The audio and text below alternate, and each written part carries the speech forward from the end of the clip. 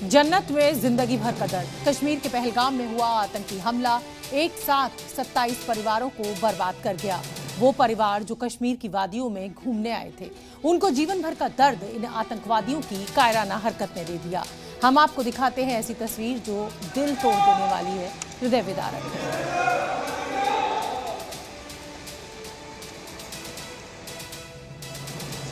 पहलगाम हमले में मारे गए 27 लोगों में से एक विनय नारवाल, जिनकी शादी सिर्फ 6 दिन पहले ही हुई थी। 14 अप्रैल को उनका शव करनाल के लिए रवाना हो गया है। उससे पहले दिल्ली में उन्हें नौसेना भवन में श्रद्धांजलि दी गई, क्योंकि वो नौसेना में लेफ्टिनेंट के पद पर तैनात थे। उनकी पत्नी, जिनके साथ वो हनीमून पर गए थे, उन्होंने रोते रोते अपने पति को श्रद्धांजलि दी और साथ ही इन कायराना आतंकवादियों के मुंह पर तमाचा भी मारा जब उस बहादुर बेटी ने जय हिंद कहकर अपने पति को विदा किया।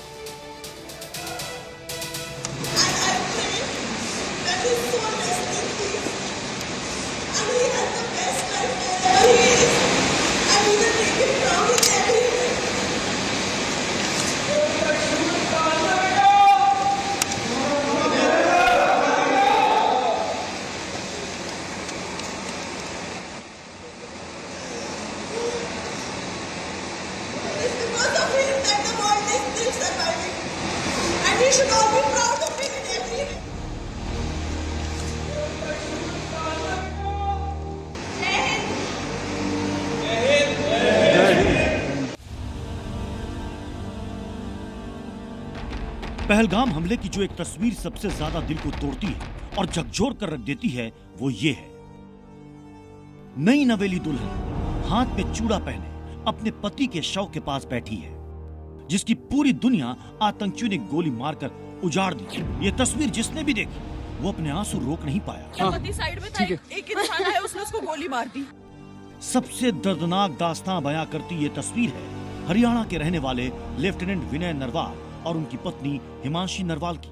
पर थी, क्या बोलते, भेलपुरी खाड़ी से। मेरा पति साइड में था, एक इंसान है, उसने उसको गोली मार दी। यहाँ पे उसने बोला कि शायद मुस्लिम नहीं है, उसने उसको गोली मार दी। वो दोनों जिनके घर में पिछले हफ्ते तक हर तरफ खुशियां ही खुशियां थी, लेकिन अब चारों तरफ मातम पसरा है। 26 साल के विनय नरवाल की शादी 16 अप्रैल को हुई थी। 19 अप्रैल को रिसेप्शन हुआ और 22 अप्रैल को हनीमून के दौरान उनकी आतंकियों ने हत्या कर दी। 19 अप्रैल को रिसेप्शन के बाद विनय अपनी पत्नी हिमांशी के साथ हनीमून के लिए जम्मू कश्मीर गए थे। मंगलवार को जब वो बैसरन घाटी में घूम रहे थे, तभी आतंकियों ने विनय पर फायरिंग कर दी, जिसमें उनकी मौके पर ही मौत हो गई। पति की अपनी आंखों के सामने मौत देखकर पत्नी हिमांशी भी बदहवास हो चुकी थी, जिनका वीडियो भी सामने आया था। पर थी, क्या बोलते, भेलपुरी खाड़ी से। मेरा पति साइड में था, एक इंसान है, उसने उसको गोली मार दी। यहाँ पे उसने बोला कि शायद मुस्लिम नहीं है, उसने उसको गोली मार दी।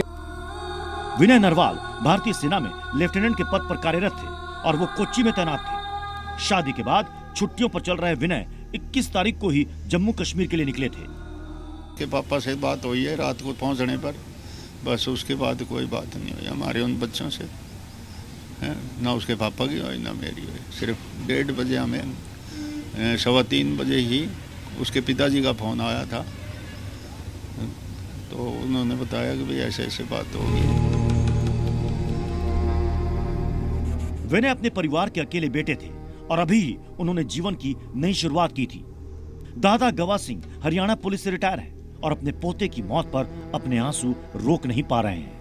उसके आखिरी मैसेज को याद करते हैं तो फूट फूट कर रोने लगते हैं।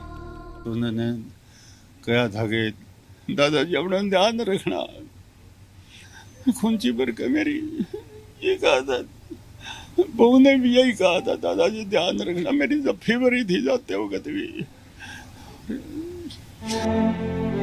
विनय की मौत के बाद अब करनाल में उनके घर पर मातम है। परिवार को यकीन नहीं हो रहा कि उनका बेटा 26 साल की उम्र में दुनिया से चला गया। अब परिवार आतंकियों को कड़ी से कड़ी सजा देने की मांग कर रहा है। सरकार से यही चाहते हैं भाई, जो आतंकी हैं उनको पकड़ो और उनको सख्त सजा दो, बस यही हम चाहते हैं। अभी शादी हुई थी, कुछ आगे भी कोई किसी के नुकसान ऐसा ना हो। परिवार स्तब्ध है और विश्वास नहीं कर पा रहा कि उनकी खुशियां कैसे हमेशा के लिए मातम में बदल गई। ब्रजेश तिवारी, जी मीडिया करनाल।